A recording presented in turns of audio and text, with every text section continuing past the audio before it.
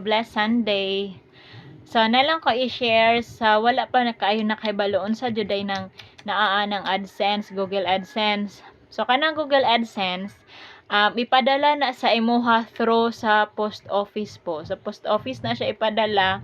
Tapos, unsa day sulod sa AdSense? Ang sulod sa AdSense mo na imuhang PIN number.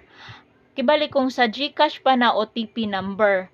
So, hindi po makokompleto po yung setup ng payment nyo po kung wala po kayong PIN na matatanggap po galing sa post office na Google AdSense. Ayan po.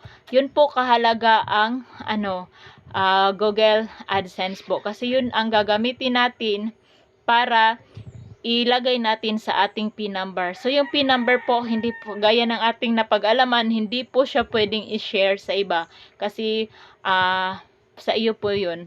Private po yun.